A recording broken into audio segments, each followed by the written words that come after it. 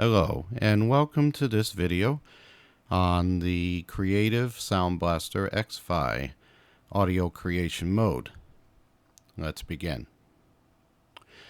If you're not seeing the screen after opening up the Creative Console launcher, click on the Mode button, which is found either in the Entertainment mode or in the Game mode, and click on this box here for the audio creation mode and click OK.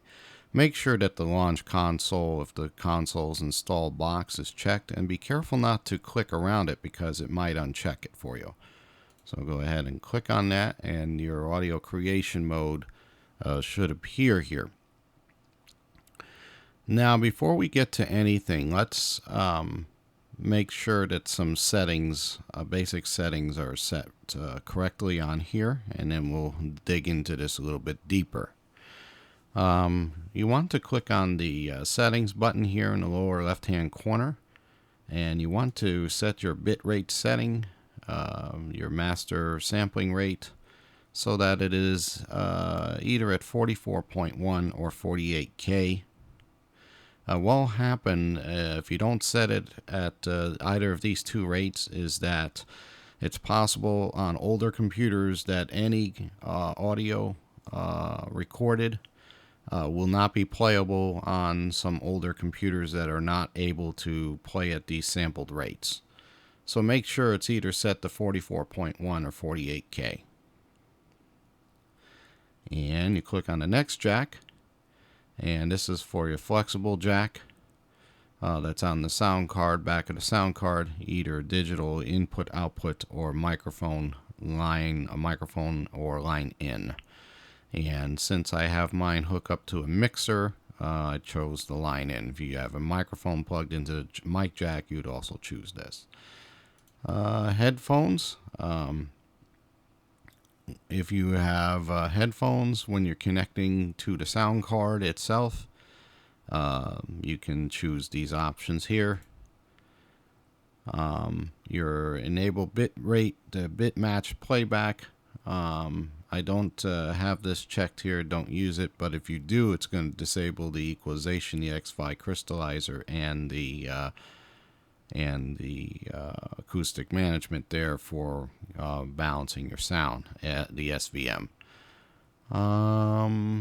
Decoder settings. Typically you use the built-in decoder, and you click your settings here. And this was very similar to how we did it in the playback.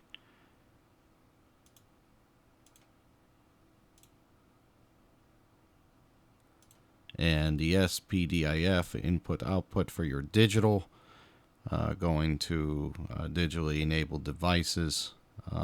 If you're using this, you can choose your settings. Okay, so close out of that. And the master volume here, this is going to be the same volume as in the entertainment mode, unless you have a preset which will change this to whatever you preset it to. For myself here, I typically have in the entertainment mode, I have the volume louder than I do here in the audio creation mode. So I have lowered the master volume here in the audio creation mode to about halfway. And you'll see a little button there. If you click on it, it will mute it, and it will have a red X mark when you click on that, see? Indicating that it's muted. Okay, for the box here, your speaker configuration, go ahead and set your speaker configuration to whatever configuration you have your speakers for. And after you do that, let's look at all these areas here in the blue box. The first area is your monitor, and you want to enable monitoring yourself so that you can hear yourself and any music. And you could either choose recording or playback, and the playback is going to show the monitoring of the playback of the music, while recording is going to show the monitoring of the music, and that's and of yourself, and that's typically how I have it set for recording purposes. Keep it on recording. Then the next box is the EAX effects, and I have enabled them, and this corresponds to the EAX effects that are chosen on the in the entertainment mode and how they're applied so to the recording. So for example, if you choose an opera hall for your EAX effects in the entertainment mode and you enable EAX effects here, they will be injected into the recording. That opera hall effect will be injected into your recording. Okay, so this is how this is set, and you can adjust how loud the effects are. Next is the crystallizer. It's the same way. In the entertainment mode, you set the enable X5 crystallizer if you liked it, like more punchy, more live sound. This will also enable this to be recorded, this setting to be recorded, and you adjust your level accordingly for that. Your SVM here for keeping all the music at the same volume level. If you have click this box here to enable it, that will happen. To me, that defeats the purpose of any recording at all. I don't think you want to ever keep all the music and the volume, your vocals, all the same level. But if you do, you can click this box and it'll most certainly do that for you. Okay, and this takes the same setting as in the entertainment mode and transfers it here. And last but not least is the equalization, and this will apply equalization to your recording as well. And if you click on this box, enable EQ, that will do that for you.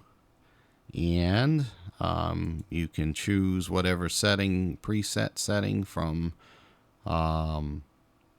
Creative is here, or you can set your own custom setting. And once you've saved it, or if you want to save it, you click on the floppy drive icon here, and it will save it to whatever you want to save it to. Okay. And on the right here is the amount of equalization. And you probably hear a difference as I slide this thing up and down. This is for the amount of volume of equalization. And if you had saved something, you'll see a X mark box here, and click on it to delete it if you want to delete the setting. All right, so that explains all those areas there. Now below that, if you're doing local recording on the computer, you can set these settings here. You set your recording device, where it's line in, microphone, etc. What you hear, or stereo mix. And you would set this to whatever format you want to record. Okay, and you click on the little dots there, and this change recording format box will come up for you, and you can select however you want to record it, either Windows Media or a WAV file, and in stereo or mono, and the sampling frequency rate and the bits per sample. Now again, remember, there's a lot of old computers out there that don't play anything more than 44.1 or 48K stuff. So I would give a fair warning to make sure that if you're going to record that it's not higher than 48K, because some computers are going to have problems playing the stuff. You can set it to 24-bit if you'd like. It's not a problem. That's a beautiful feature of this card. and it saved the setting. Okay. All right. Now, time to get into the mixer itself. Okay. You gotta have tabs on the top here, and they're for various functions. You have your inputs, and the inputs are going to be what you have selected in Windows for your recording properties. So if you have microphone, for example, your microphone is going to be listed. If you have line in, like I do here, that's going to be listed. Okay. And the next tab is going to be your multi-channel wave. You'll notice on the bottom that there's a bar. So you can move that bar across, back and forth, so that you can access each of these areas. Okay, you got your wave master for your master volume. You got the wave itself for your audio that's being recorded or played. In this case, of course, recording. And then you got your speakers on how you can adjust the sound of each speaker if you like. Okay, your front, left, right, rear, left, right, front, sub, center, rear, center, and the top speaker, and the slide left and right. This is assuming a 5.1 configuration of your speakers. And if you got 7.1, you'll have a few more speakers to adjust if you like. 3D MIDI tab. You click on that, and the MIDI settings will come up, and for your different MIDI synths. And again, you would just take the bar in the bottom here and scroll across. Now you'll notice that in my case, I have 16 different synths. Okay, but this is just how you adjust each of these. And I haven't really had much chance to play with this, but that's how that works. And you have Audio tab. Now, what you might ask yourself, well, what's Audio? Okay, Audio is, in a nutshell, how the hardware works in Windows for direct recording, so that latency is reduced to a bare minimum.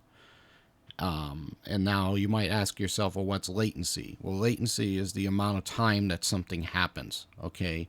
From, like, for example, the time it takes for me to talk into the microphone and for the system to record what I'm saying is the amount of latency there is. And there's very minimal latency because I'm right here and the sound doesn't have to travel very far, okay? However, sometimes depending upon the audio setup in the computer or how you're recording, there can be delay, okay? And that could definitively and definitely impact your recording. So that's what Audio is. It reduces the amount of time it takes from when you input something to when something's processed. And you got your different settings for this. And I haven't really had a need to play with this because I don't have those kinds of problems here. But that's there for you. Okay. Now let's go back to the input tab here. All right. And you'll notice that there's different effects that can be used on your input. Okay, which is really, really cool. Okay. So for your line input here, like I have, or your microphone, you're going to have different effects that you can add to the recording, and these upstream to wherever you're recording it to. okay, which is really, really cool. That's why the sound card is so awesome, because it upstreams this audio effects. It just doesn't only record them locally. Now, to adjust these, and actually, let's say to add them first, you would just click, or they're there already. It's been a long time since I've been here. But these should probably be present. Yes, the reverb and chorus are there for your auxiliary 1 and 2. They're preset. Your auxiliary 3, you're going to choose whatever you want to choose for your auxiliary 3. In my case, I chose compression. Okay. Auxiliary 4, if I want to choose that, I can choose anything I want. I haven't chosen anything. Okay. To adjust these settings, click on the knob and hold the left mouse button, and then just move it. And you see how in this case the reverb went away? Isn't that awesome? Then I can put the reverb back. Same thing with the chorusing and with the compression. So I put it back. And you can adjust these as you like. If you would rather not turn the knob, or you want to fine tune it, you can click in the box next to it and put in your value. So you just type a number.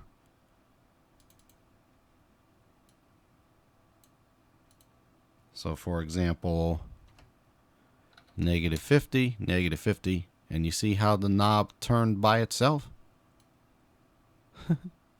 Awesome, huh? So you can do that with any of them.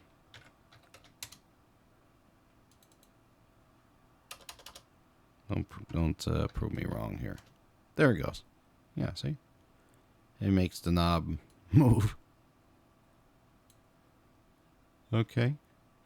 And then you have your balance controls. So, again, the same thing. Hold the left mouse button over the knob, and you can balance the sound so that forces it all the way to the left. Or you can go all the way to the right. You can pan this out so that the stereo effect is fully wide. Or you can set these so that they're centered. Now, say, okay, it's going to take me a long time to get this perfectly centered.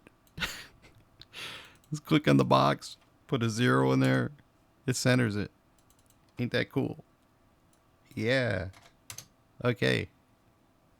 And so you can put any number in there that it corresponds to and adjust it accordingly. Okay.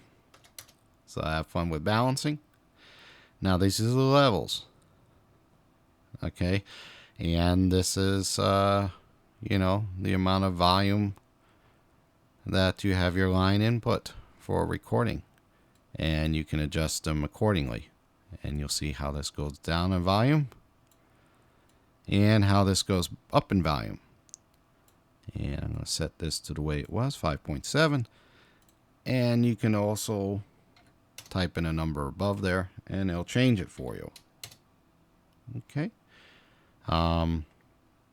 If you want to mute, you can mute it. And there you go. See how it turned red when I muted it? Okay. The same thing with a solo. Solo is saying, I'm only going to listen to this one channel and no others. That's what solo does. And now it'll turn green for you when you put it on solo, see? And it makes the other channel go mute, red. Okay? Which is really cool.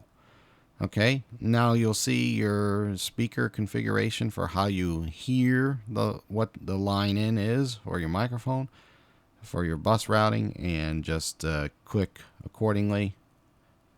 And you'll see that these light on and off. On means it's on, If there's no light there, it means it's off. Okay. The bottom is a button to lock the settings, and now keep the settings locked. Okay. So that's what that does. All right.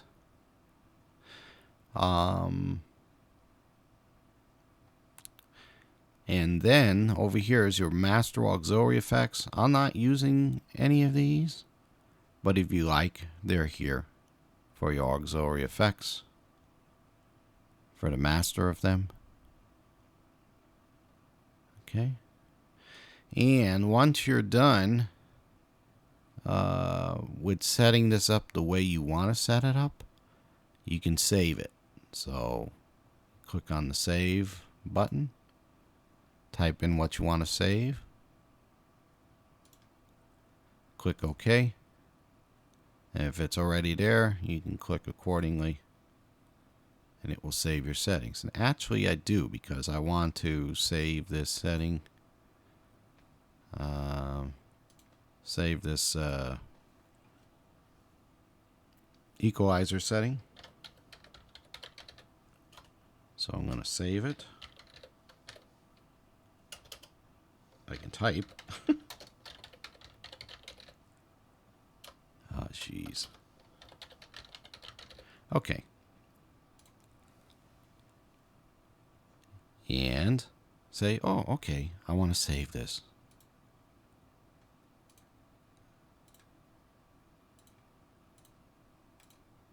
And now it's saved it. Okay. So there you have it in a nutshell on how to use the audio creation mode. Now, you get to ask yourself, well, how do I use this with SingSnap? Right? Okay. So let's go to SingSnap here. I don't like that page.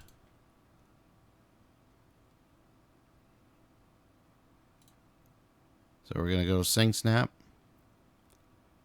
And we're going to go to record. And we're just going to pull up any song here to record.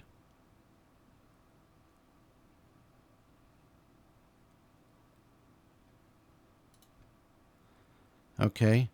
Now here's the thing. When you're recording on SingSnap, you got your record level here. This is going to be what's sent to SingSnap for your recording level. Okay. And when you're recording, you want to make sure that it stays in the green and the yellow and hardly any red. If it's in the red too much, you're going to want to turn this down. Okay, move it down. The music volume, this is what your music that you're monitoring. This is not what's sent to SingSnap if recording in stereo. Okay, this is not what's sent to SingSnap. This is only what you hear for the background track. And so how this works with this mixer for the XFi, for the Creative XFi, is that you would lower this enough so that you're hearing the music okay. And then you would adjust your line in to your heart's desire. Okay, I'm going to click on the multi-channel wave here.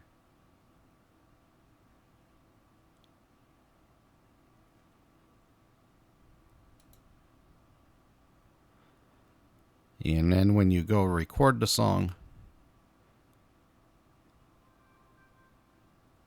you're going to hear it in the background. And I'm going to turn this down because I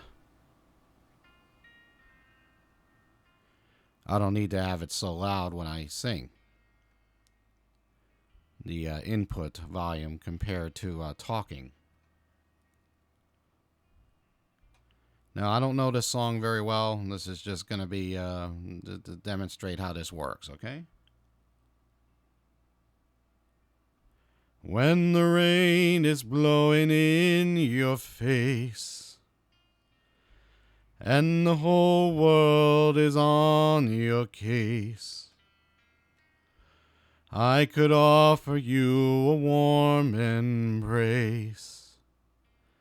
to make you feel my love.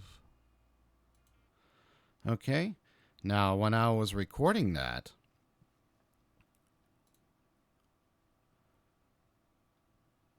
if I needed to hear myself better, is that I could have turned down the volume of the music coming to me, right, on the music volume here, so it wasn't too loud.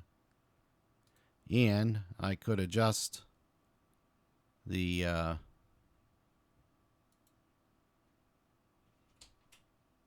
multi-channel wave here so that it's fast, there's more volume to me. So that's how you do it.